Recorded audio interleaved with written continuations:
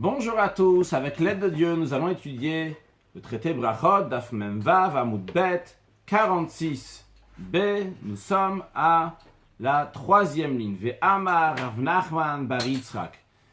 La Gemara avait ramené deux preuves avant, en ce qui concerne la quatrième bénédiction du Birkat Hamazon, la bénédiction qu'on fait après avoir mangé du pain, la bénédiction qui s'appelle Hatov Ve'hametiv. C'est une bénédiction qui n'est pas de la Torah. La Torah demande de faire les trois premières bénédictions, mais la quatrième bénédiction de Hatov Ve'hametiv, c'est une bénédiction qui est Midei Rabbanan. Nous avons maintenant encore une preuve. Rav Nachman bar Yitzchak dit Teda, voici une preuve d'Hatov Ve'hametiv lav deoraita, que cette bénédiction d'Hatov Ve'hametiv n'est pas de la Torah. Share okim ota beveta avel, car dans la maison de l'endeuillé, on ne fait pas cette bénédiction. Rashi nous souligne, Share okim ota beveta avel, à liba de Rabbi Akiva. D'après l'opinion de Rabbi Akiva, on n'a dit pas dans la maison de l'endeuillé. Où est-ce qu'on a appris ça? Que le Tanya, comme on a enseigné dans une braïta, Maim omrim beveta avel. Qu'est-ce qu'ils disent lorsque ça arrive la quatrième bénédiction du Birkat Hamazon dans la maison de l'endeuillé? Alors, la première opinion, celle de Tanakama, nous dit Baruch Hatov Ve'hametiv, la bénédiction qui est dit, c'est la bénédiction comme on dit d'habitude, Hatov Ve'hametiv. Deuxième opinion, Rabbi Akiva, il dit, on dit Baruch Dayan Ha'emet, on dit béni celui qui juge la vérité. Donc c'est pas seulement cette phrase-là, la phrase elle est plus longue, on va la voir dans quelques instants. Mais en tous les cas, on voit que d'après Rabbi Akiva, on ne dit pas la bénédiction de Hatov Ve'hametiv. Le fait que Rabbi Akiva donne une telle proposition qu'on ne peut ne pas dire Hatov Ve'hametiv, à la place on dit une autre bénédiction dans le Birkat Hamazon. Donc à la place de cette quatrième bénédiction de dire Hatov Ve'hametiv, on dit Dayan Ha'emet. Preuve que cette bénédiction n'est pas de la Torah. S'il avait été la Torah, d'après Rabbi Akiva, on n'aurait pas pu l'enlever. Maintenant la Gemara s'interroge sur le Tanakama qui a dit que dans la maison de l'endeuillé, on dit Hatov Ve'hametiv. La Gemara a dit Hatov Ve'hametiv in, bénédiction de Hatov Ve'hametiv, que Dieu il est bien et bienveillant, il fait du bien. Ça oui, on le dit Dayan Ha'emet, qui juge la vérité. L'homme ne fait pas cette bénédiction dans la maison de l'endeuillé. Et là, Ema. Seulement, il faut dire, d'après l'opinion de Tanakama, quand il dit, on dit Hatov Ve'hametiv, ça veut dire Af Hatov Ve'hametiv, même le fait que Dieu il est bien et bienveillant. C'est la bénédiction de Dayan Ha'emet, que Dieu il juge la vérité. C'est sûr et certain qu'on l'a fait dans la maison de l'endeuillé. Mais d'après Tanakama, on dit aussi Hatov Ve'hametiv. En tous les cas, encore une fois, ce que nous voulons en tirer, c'était juste que d'après l'opinion de Rabbi Akiva, on ne dit pas Hatov Ve'hametiv. Si on peut l'enlever, c'est qu'elle n'est pas Mina Torah, c'est pas la Torah qui l'a instaurée. Bien. Mara raconte, Mazutra, Iklelve Ravi Ashi. Mazutra s'est retrouvé dans la maison de Rav Ashi. Était dans la maison de Rav Ashi. Itra Bemilta, il y a quelque chose de mal qui lui est arrivé. D'après le Nimukei Yosef, c'est que son fils il est mort. Ça veut dire Itra Bemilta, quelque chose de mal lui est arrivé, c'est quelqu'un est décédé dans sa famille. Le Nimukei Yosef souligne, dit que c'est son fils qui est mort. Donc, Patach ou Barik, donc Mazutra, là. Quand il a fait, donc il est arrivé à la quatrième bénédiction dans le Birkat Hamazon. Comment il s'est exprimé? Donc il est arrivé, donc ça, il a dit Hatov Ve'hametiv. Donc il a dit le début, donc Baruch, quand on dit le béni de la quatrième bénédiction, Baruch Ata Hashem Elokeinu Melech Haolam, Akel Avinu, etc. Donc là-bas on dit Hatov Ve'hametiv. Donc Dieu, il a Kel Hatov Ve'hametiv, il est le Dieu qui fait, qui est bien, qui est bon et qui fait du bien. Quel Emet, Dieu de vérité, Dayan Emet, juge de vérité, Shofet Betzedek, qui juge avec équité, Loker B'mishpat, qui retire, qui prend avec justice, Shalit Be'olamo, qui gouverne dans son monde, Lasat Bokir Tzono, pour en faire comme sa volonté, qui Chol Drachav Mishpat, car tous ses voies sont justice, Shakol Shelo, puisque tout est à lui, Vanachnu Amo Vavadav, nous sommes son peuple et ses serviteurs, ou Bakol, en toutes circonstances, Anachnu Chayavim Lehodot, Lo Levacho, on doit le remercier, le bénir. Goder Patzat Israël, Dieu qui ferme les brèches en Israël, ou Yigdot Apir Tzat Israël, qui ferme cette brèche en Israël, le Chaim pour la vie. Donc ça c'est la bénédiction que Rabbi Akiva dit tout à l'heure Dayan Ha'emet. Donc quand on voit comme Marzoutra l'a présenté ici, donc lors du deuil chez Rav Ashi lorsqu'il a fait le Birkat Hamazon. Baral demande, le Heichan Uchozer, où est-ce qu'il revient? Alors cette question-là, elle est en ce qui concerne ce qu'on avait appris dans le cours précédent, à propos, d'après l'opinion de Rav Sheshet. On avait dit que Rav Sheshet nous dit que le Zimoun, donc la bénédiction qui est faite lorsque trois personnes ont mangé ensemble, eh bien, elle commence depuis, donc, on dit Nevar Shachal Michelom, mais elle continue jusqu'à Baruch Ata Hashem, Hazan et Akol, donc ce qu'on appelle la première bénédiction du Birkat Hamazon. Donc d'après Rav Sheshet, le zimoun et cette première bénédiction font une seule bénédiction qui est faite lorsque 3 personnes mangent ensemble. Bien, nous avons vu que lorsque 3 personnes sont en train de manger, il y en a 2 qui ont fini, les 2 vont faire le zimoun, et celui qui n'a pas encore fini de manger, juste il écoute, et il écoute donc jusqu'à Hazan et Takol. Et une fois qu'il a écouté jusqu'à Hazan et Takol, eh bien il peut continuer de manger. La question de la Gemara maintenant, elle est Leheicha no choser.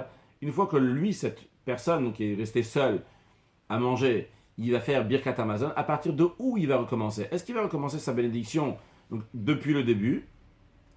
Donc, comme quelqu'un qui a mangé à 3, d'après Rav Sheshet, d'après l'opinion de Rav Sheshet, on a dit d'après l'opinion de Rav Sheshet, uniquement ceux qui ont mangé à 3, ils font la bénédiction de Hazan et Taolam Kulo Betuvo jusqu'à Baruch Ata Hashem Hazan Takod, donc la première bénédiction du Birkat Hamazon.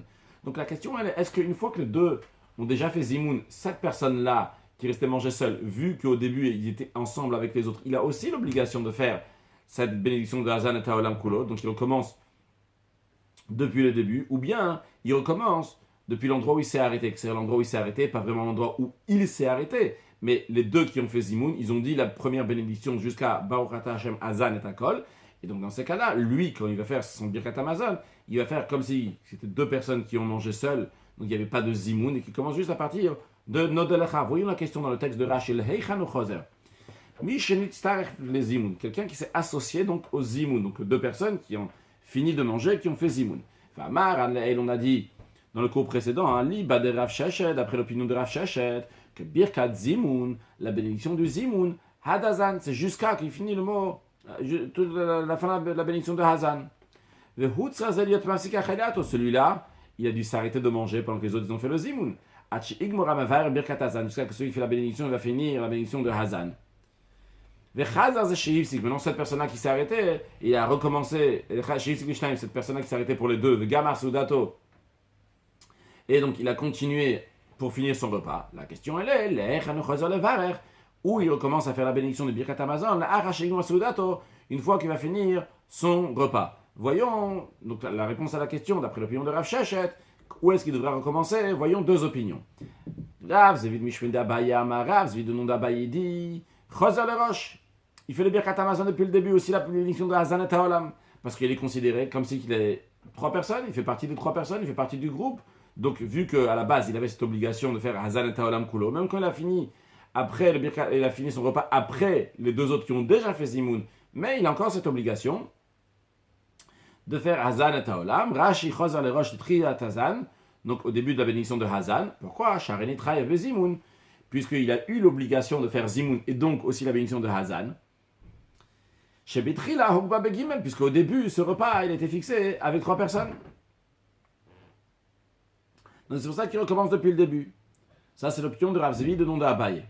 Les sages disent, la Makon Shepasak, il est comme une personne individuelle, seule. Il doit recommencer donc depuis l'endroit qui s'est arrêté d'après l'opinion de Rav Sheshet, Makon Shepasak. Les Birkat Haaret, donc c'est la bénédiction de Haaret, c'est la deuxième bénédiction de Nodelecha, qui Shayach comme tout le monde, comme quelqu'un qui a fait seul, que d'après Rav Sheshet, quelqu'un qui mange seul, eh bien, ou qui mange à 2, ils ne font pas Zimoun, et ils commencent à partir de Nodelecha, donc ce qu'on appelle Birkat Haaret.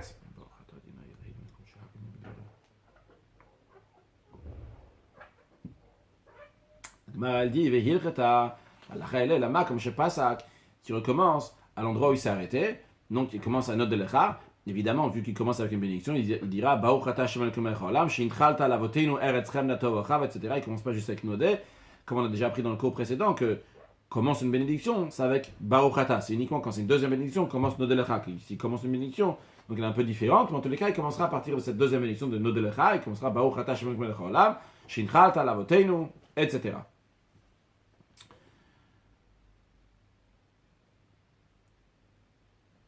Continuons dans la Gemara.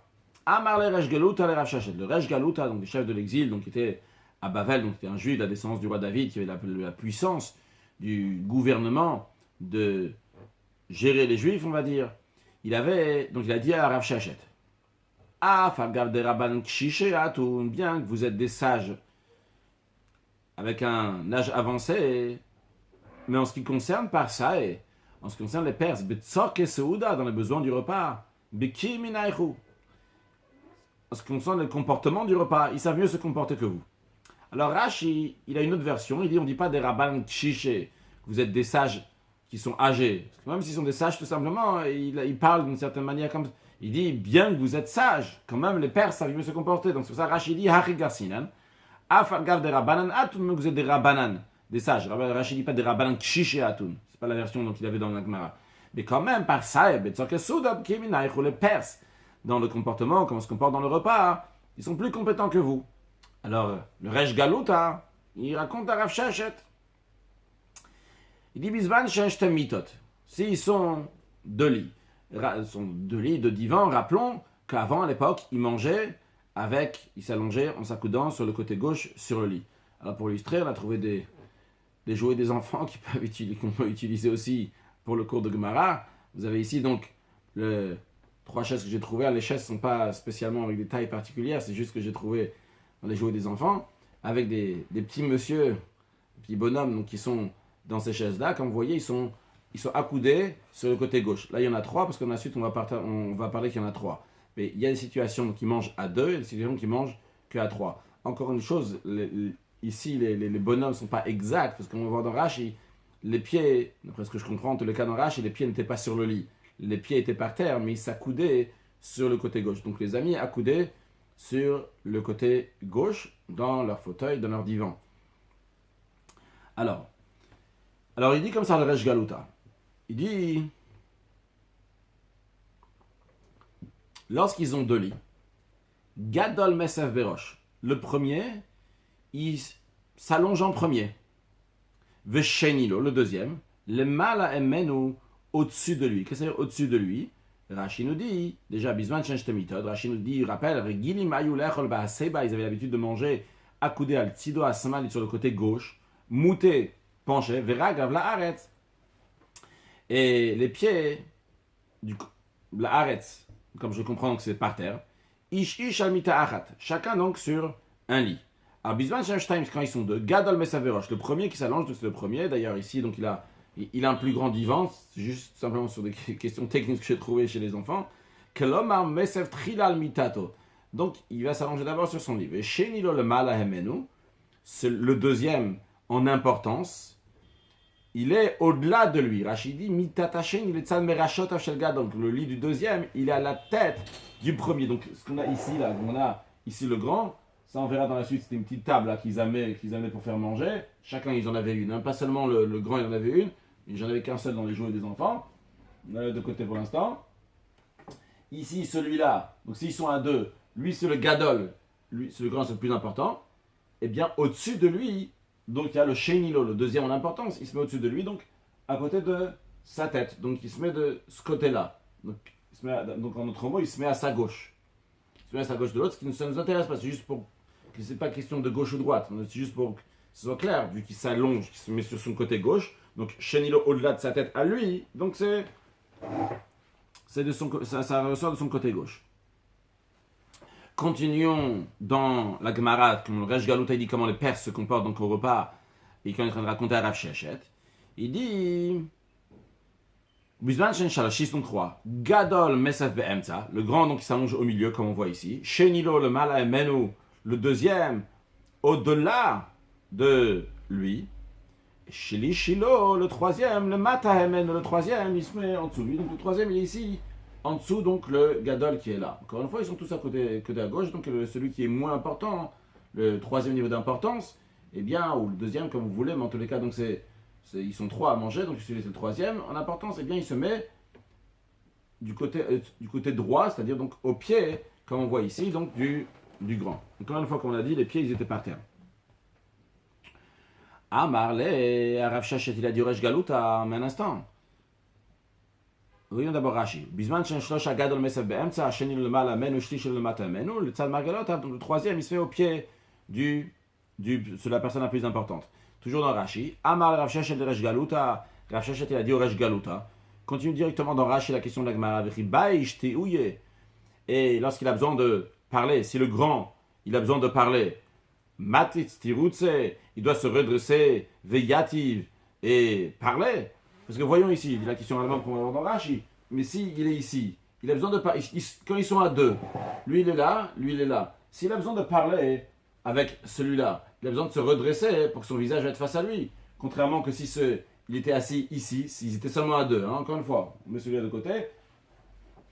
Quand ils sont seulement à deux, si lui il a besoin de parler avec celui-là, il a besoin de se redresser pour pouvoir parler à celui-là. Donc c'est ce qui serait plus logique. Rav Sheshet dit au Resh Galuta que le deuxième, même quand ils sont à deux, ils vont se mettre comme ça, que celui qui est à deux, il va se mettre en dessous, au pied de celui qui est grand. Comme ça, il va pouvoir lui parler directement. Voyez sur le texte de Rashi.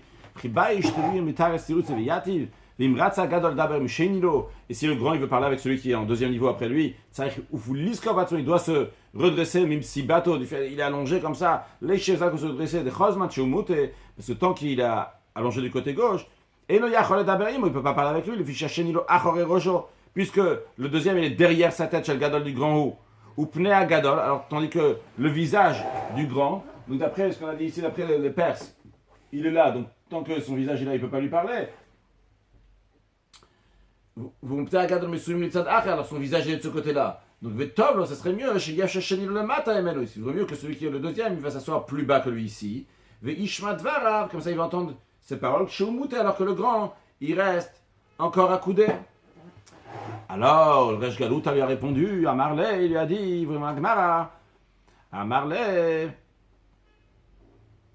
Revoyons la question d'Agmara sur le texte d'Agmara. On l'a fait dans le Rashi. Lorsqu'il veut parler avec le deuxième, Matritz Tirutse, il doit se redresser, Veyativ, s'asseoir, Mishtae Baade, et parler avec lui, avec le deuxième. Alors, à Marley, le Région lui a dit c'est pas un problème pour les Perses. Pourquoi Shane par ça, c'est différent des Perses. Des Marvel et Machog, car eux, ils font des signes avec des gestes. Donc, il n'a pas besoin de parler avec lui. Il peut très bien se mettre donc toujours ici. L'autre, il est au-dessus de lui. Quand il a besoin de lui parler à celui qui est au-dessus de lui, donc le grand, il lui fait juste un signe. Et l'autre, comme ça, il va comprendre juste des gestes. Qu'est-ce qu'il veut le dire Rashi be Machog. Machog qui veut dire donc un mouvement. Maribidem, ils montrent avec leurs doigts, avec leurs mains, avec leurs doigts, birmiza, en faisant allusion à des choses, et ils comprennent. Donc c'est pour ça qu'ils peuvent s'asseoir de telle manière, et c'est parfait. Ok. Alors, continue la Gemara, Maim Rishonim, c'est Rav Sheshet qui demande au Resh Galut, il dit, Maim Rishonim, les premières os, c'est-à-dire les os avant de manger, se laver les mains chez les Perses. Mehechal Matrin, à partir de qui il commence? C'est qui se lave les mains en premier quand ils sont plusieurs? Le grand, le petit, etc. Rashi, Maim Rishonim Mehechal Matrin, Rav Sheshet Kamal al Resh Galuta. Rashi nous dit que c'est Rav Sheshet qui demande au Resh Galuta. Il dit, Mehechal Matrin, passi Maim Rishonim, à partir d'où ils commencent, les Perses, pour se laver les mains. Alors il lui a répondu, à Marley, Mina Gadol, à partir du grand. C'est le plus grand, le plus important qui se lave les mains en premier avant de manger. Alors Rav Sheshet, il a demandé, Yeshev Gadol v'ishmol yadav achinotim kulam. Quoi, le grand, il se lave les mains, et comme ça il doit garder ses mains de ne pas les salir, jusqu'à que tout le monde va se laver les mains en attendant, comme ça il reste les bras croisés, il ne commence pas son repas, ça se fait pas. Alors le Resh Galuta lui a répondu, il lui a dit, à Marley, il lui a dit, les alter, tout de suite, dès qu'il se lave les mains, tout de suite, Maitu Takakame, ils amènent une table devant lui, comme vous voyez, une petite table ici, pour illustrer. Donc, on lui amène sa petite table. Sa table, dans laquelle une table donc, qui était garnie de tous les aliments qu'ils allaient manger, etc. Donc, on lui amène sa table. Rashi, alter, Maitu Takakame, Shulchan Shelo, sa table, Mevim, Yad Lefanav. Tout de suite, on l'amène devant lui, Ve'ochel, il mange. Ve'lifne kol echad ve'echad. Rashi nous dit, comment c'était à l'époque, devant chacun, Ayum, Mevim, Shulchan Katan, on amenait une petite table. Ok. Continuons la Gemara. Rav Sheshet, il a demandé au Resh Galut un Maïm Acharonim, les os à la fin, donc pour se laver les mains après le repas. Mais Heichal Matrin, à partir de qui on commence? À Marley, il a dit Mina Katan. Il dit on commence à partir du petit. Alors, comme Rav Sheshet, il a compris que donc on enlève les petites tables qu'il y avait devant chacun, on enlève toutes les tables devant tout le monde. Une fois qu'on a enlevé les tables, on amène de l'eau pour se laver les mains. Et on commence par le plus petit jusqu'à qu'on arrive au gadol, au grand, et qu'après lui va se laver les mains. D'où la question, il lui a demandé Ve gadol yativ, et le grand est assis, Ve yadav mezoar, ses mains sont sales, jusqu'à que tout le monde se lave les mains, lui il reste avec les mains souillées pendant que les autres ils sont en train de se laver les mains. À Marley, le Resh Galut lui a répondu, il a dit non, l'homme salke takamikame, on n'enlève pas la table donc devant la personne importante, devant la grande personne, adenim tema el gabe, jusqu'à qu'on amène l'eau devant lui. Rashi dit, le mesak et tama mikame gadol, on n'enlève pas la table devant la grande personne, et des machoukoulou, jusqu'à que tout le monde va se laver les mains. Ou bot shou ochel, pendant que lui est encore en train de manger, acherim notlim maim achronim, les autres sont en train de se laver. C'est-à-dire que on commence à donner l'eau pour se laver les mains, donc à la personne qui est la plus petite, la moins importante, et lui commence à se laver les mains, mais le grand il est encore en train de manger. Donc il reste pas comme ça avec les mains sales en attendant que l'eau elle arrive. Il continue à manger. Quand l'eau elle arrive chez lui, à ce moment-là, donc on lui enlève la table. Bien, donc ça c'est la discussion entre le Resh Galota et Rav Sheshet. Ah, ma Rav Sheshet il a dit, Ana matnita yedana. Moi je connais une braïta qui dit comment on se comporte. De Tanya. La braïta dit comment il faut se comporter. D'enseigner. Comment est l'or, comment ça se passe donc lorsqu'on va s'accouder et qu'on est à plusieurs. Bisman, si les gens qui vont s'accouder, donc qui vont s'allonger pour manger, ils sont deux personnes. Gadol mesav verosh, vesheni le mata emenu. La braïta, pas comme les Perses. Elle dit, le grand s'accoude en premier, vesheni le second, s'ils sont à deux, il se met en dessous, lui. Pas comme les Perses, on avait dit qu'il se met ici de ce côté-là, donc il se met en dessous, à ce niveau-là. Rashi sheni le mata emenu. Pourquoi? Rashi l'explique, shimhutza gadol le saperimo. Car si le grand, il veut parler avec le deuxième, le yetzach riska, qu'il n'a pas besoin de se redresser. Continue la braïta, que Rav Sheshet nous ramène. Il dit, s'ils sont trois lits, gadol mesav verosh. Ces trois lits, donc il y a le premier qui est, donc le premier se met ici, donc ça allonge en premier. Après, Shenilo, le mala emenu, deuxième maintenant, puisqu'ils sont trois, donc Shenilo, le deuxième en importance, il se met ici, donc au-dessus de lui, et Shlishilo, le troisième, le mata emenu, en dessous de lui, donc ça veut dire après ses pieds. Voyons Rashi, Bisman Shem Gimel, s'ils sont trois, Shenilo, le mala emenu, le deuxième va au-delà de la tête donc, du premier. Si la personne importante, le premier, veut parler, mais saper machlichilo, il peut parler avec celui donc, qui est du côté de son visage, comme on voit ici. Donc il veut parler avec le shlish, avec le troisième. Maintenant, et s'il ne veut pas parler avec le troisième, il a quelque chose à dire au deuxième, et lui il est au milieu. Bientôt vous chez Yiskov. Il vaut mieux donc qu'il se redresse pour lui parler, plutôt que mettre le deuxième en dessous de ses pieds, qui ne rabaisse pas la personne qui est en deuxième niveau après lui, chez Yehu le Mata, qui va être plus bas, et alors que la personne qui est moins importante que lui, le troisième, va être le Mala Emenu au-delà de lui, qui ne fasse pas ça. Donc, il met le Sheni, donc on va appeler Rishon, le Gadol, on va appeler le Rishon le premier pour faciliter. Donc le Gadol, il se met au milieu. Le Sheni, le deuxième, il met au-dessus de lui. Et le Shlish, le troisième, il met en dessous de lui. Ah, et s'il a besoin de parler avec le deuxième, eh bien, s'il a besoin de parler avec le deuxième, il va se redresser pour lui parler, mais qu'il ne mette pas le deuxième sous ses pieds et mette le troisième au-delà de sa tête, parce que ce sera un mépris pour le deuxième, qu'il a plus honoré de celui qui est au troisième niveau, alors que le deuxième, il est au deuxième niveau en importance. La Braïta continue. Maïm Arishoni, en ce qui concerne donc les eaux qu'on se lave au début. Matril Mina Gadol. On commence avec le grand. Rashi, Matril Mina Gadol. On commence avec le grand. Ce qui correspond d'ailleurs aussi donc quand les Perses ils font. Ou les Alterma, il est à Kakame. Et tout de suite, on lui amène la table, la petite table devant lui avec le manger, qui n'attend pas que les autres qui vont faire Netilat, qui vont se laver les mains, que lui, directement, donc, il puisse manger. Maïm Acharonim.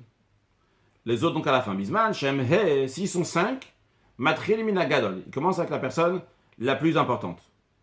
Bisman, Shem Mea, s'ils sont 100, Matril Mina Katan. Ils commencent du plus petit. Hatshemagim Etzalhe, jusqu'à qu'ils arrivent au 5e. Alors Rashi déjà tout dit, Bisman, Shem Mea, lorsqu'ils sont 100, c'est pas l'Avdavka, c'est pas obligé qu'il y ait 100. De Wadina Sarah, c'est même s'ils sont 10. On commence de plus petit, ils se lavent tous les mains, juste quand on arrive au 5e, on verra dans l'instant qu'est-ce qu'on fait avec le 5e.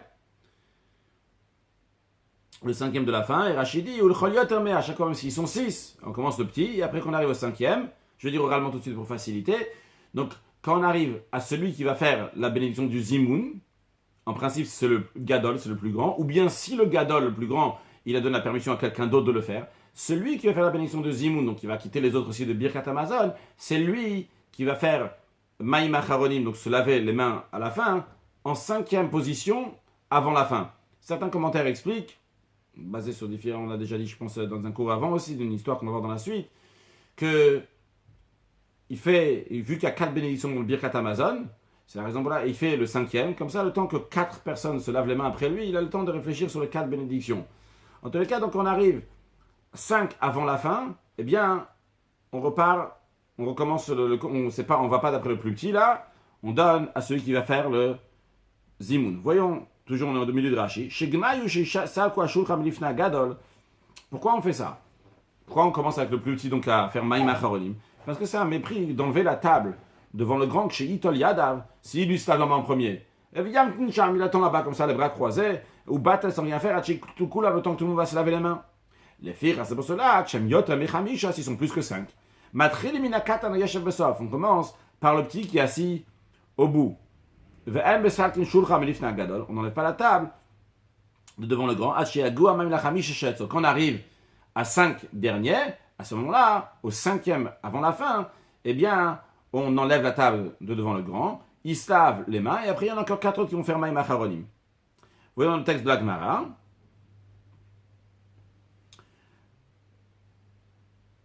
Jusqu'à arrive au 5e.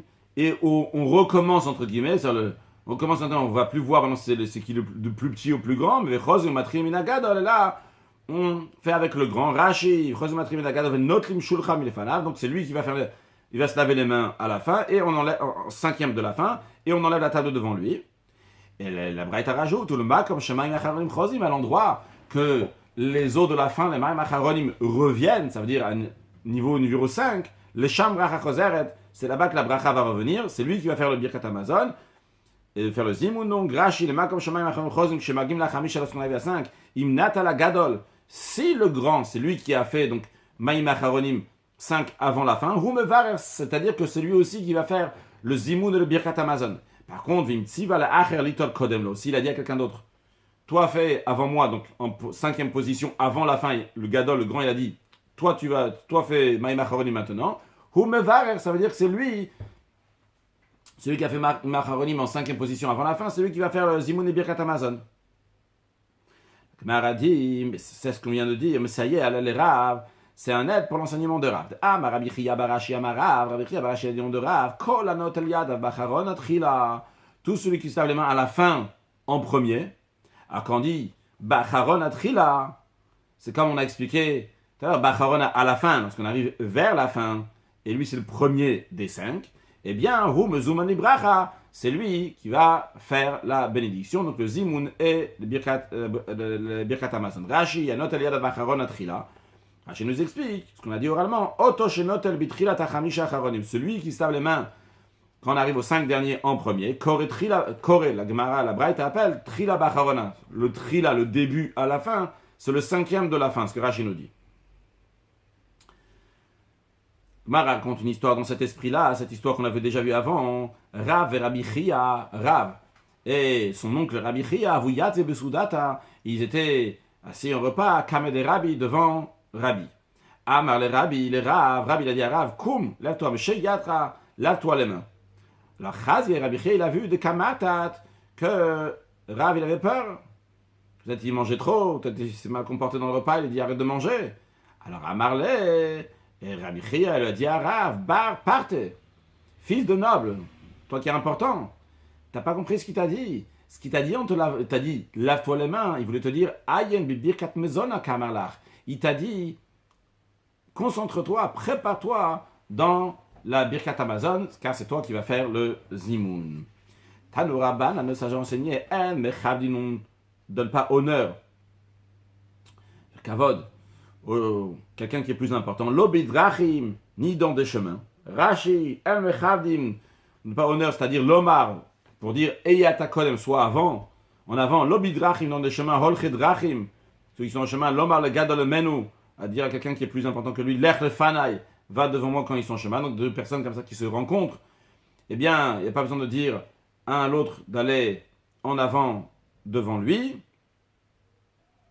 Dans le chemin, certains disent que ça peut faire des trafics dans la vie, ça peut ralentir la circulation, quelle que soit la raison. Velobik sharim, ni dans des ponts. Des ponts, certains disent que la raison c'est pour sakana, c'est des dangers. Qu'est-ce que ça veut dire le danger? Est-ce que c'est un danger s'il va passer, celui qui passe en premier, c'est lui qui se met en danger, donc il vaut mieux qu'il laisse le grand derrière lui avant. Différentes explications. En tous les cas, donc on ne dit pas quelqu'un est passé avant dans le pont pour essayer le pont en premier, entre guillemets. Quelle soit l'explication? Velo biyadai, page Memzain 47a, velo biyadai muzuramot, ni avec des mains qui sont sales. Rachidi velo yadai muzuramot, ventilat macharon, donc faire de se laver les mains à la fin. Une des raisons qui est donnée, simplement, c'est quand tu dis à quelqu'un de se laver les mains, ça veut dire que tes mains ils sont sales, il faut les laver. Alors, ça ne se fait pas de dire à un gadol, tiens, nous, il faut se laver les mains, tes mains ils sont sales. Mais ça, il est on conclut avec quelque chose de bien, avec une halakha dans Shulchan Aruch, donc qui concerne le sujet qu'on a pris aujourd'hui dans le Or HaChaim. Siman Resh, l'Admour Azaken, dit dans l'Acha Gimel, déjà dans l'Acha Aleph, l'Admour Azaken parle de l'importance, donc en tous les cas, quand il y a 3 personnes qui ont mangé ensemble, il y en a 2 qui ont fini le repas, un il n'a pas fini, un il s'arrête, il est obligé de s'arrêter pour les 2, et il répond le Zimoun avec eux, il écoute jusqu'à Hazan et Akol. J'ajoute encore des détails. Après il dit dans l'Acha Gimel, que celui qui s'arrête pour le zimoun, donc celui qui s'est arrêté donc pour écouter le zimoun des 2 autres, il n'a pas besoin de recommencer, faire un motzi lorsqu'il a continué son repas, parce qu'il n'a pas fait d'arrêt ici, il n'a pas détourné son esprit du repas. Même qu'il est en train d'écouter le hazan, que l'autre, la bénédiction que ceux qui sont fait zimoun, ils sont en train de dire, il avait l'intention de manger encore après, et de ne pas s'acquitter de Birkat Hamazon.